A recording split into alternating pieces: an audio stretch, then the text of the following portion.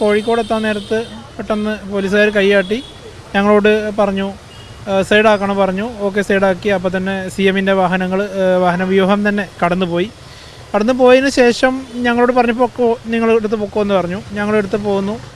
കോഴിക്കോട് ടൗണിലെത്തുന്നതിന് മുമ്പ് ബൈപ്പാസിൽ നിന്ന് പഴയ കണ്ണൂർ റോഡിലേക്ക് ഇറങ്ങി ആ പാലം കഴിഞ്ഞ ഉടനെ ഒരു പോലീസ് വണ്ടി ബാക്കിലുണ്ടായിരുന്നു.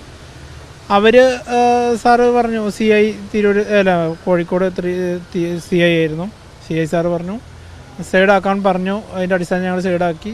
പക്ഷേ മുഖ്യമന്ത്രിയുടെ വാഹനം വ്യൂഹം പോയത് ഏകദേശം നമ്മുടെ ബസ് സ്റ്റാൻഡ് പരിസരത്തേക്കാണ് പോയത്. ഞങ്ങൾ ബീച്ച് റോഡിലേക്ക് ഭക്ഷണം കഴിക്കാൻ വേണ്ടിയിട്ട് അങ്ങോട്ട് തിരിക്കുകയായിരുന്നു. അപ്പോഴാണ് ഞങ്ങൾ കൈയാട്ടിയത്. അപ്പോൾ എന്താ സംഭവം എന്ന് ചോദിച്ചു.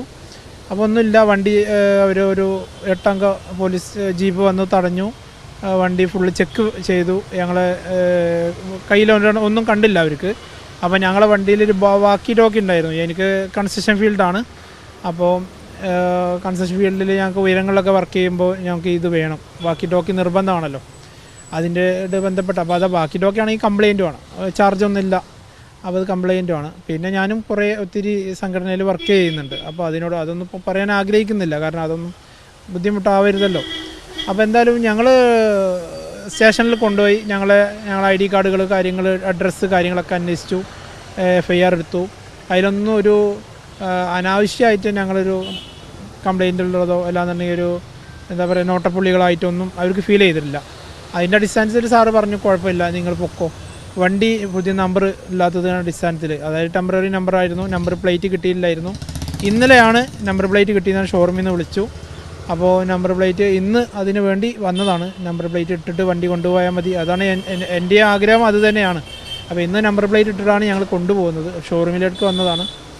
അപ്പോൾ ഓരോ എന്താ പറയുക ന്യൂസുകാരും അടിച്ചു വിടുന്നത് തീരെ ശരിയായിട്ടുള്ള ഒരു പ്രവണതയല്ല. കാരണം എൻ്റെ കൂടെ ഉള്ള ആളുകൾക്കൊക്കെ ഫാമിലിയുണ്ട്, അവർക്ക് അവരുടെ ബിസിനസ് ഉണ്ട്.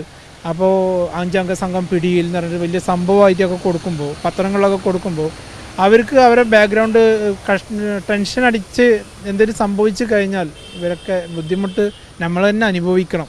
അത് വളരെയധികം ശ്രദ്ധിക്കുക. ഒന്നുമില്ലാത്ത കാര്യം, ഞങ്ങൾ സംസ്ഥാന സമ്മേളനം കഴിഞ്ഞ് വരുന്ന ആളുകളാണ്. അതിൻ്റെ പ്രൊഫഷറുകൾ ഫ്ലാഗുകളൊക്കെ അതിനകത്തുണ്ട്, വണ്ടിനകത്തുണ്ട്. സാറുമാർ ഞങ്ങളെ ബാഗുകൾ കാര്യങ്ങളൊക്കെ പരിശോധിച്ചതാണ്. അതിനകത്തൊന്നും ഒന്നും കിട്ടിയില്ല. ഉണ്ടെങ്കിൽ ഓപ്പണായിട്ട് അവർ പറയുമല്ലോ. ഞങ്ങളോട് അപ്പം തന്നെ ഇറങ്ങി പൊക്കോളാനും പറഞ്ഞു. CI സാറൊക്കെ വളരെ നൈസായിട്ട്, അതായത് ഡീൽ ചെയ്തത് കറക്റ്റായിട്ടാണ് ഡീൽ ചെയ്തത്.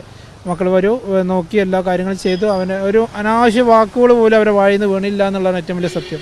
ഒരു പോലീസിൻ്റെ CI സാറും SI സാറുമാർ, അതേപോലെ തന്നെ പിന്നെ ക്രൈം ബ്രാഞ്ച്, അതേപോലെ സ്പെഷ്യൽ ബ്രാഞ്ച്, ഷാഡോ പോലീസ്, അതേപോലെ തന്നെ നൈറ്റ് പെട്രോൾ, ഇവരൊക്കെ വന്നു ഞങ്ങളുടെ അടുത്ത്.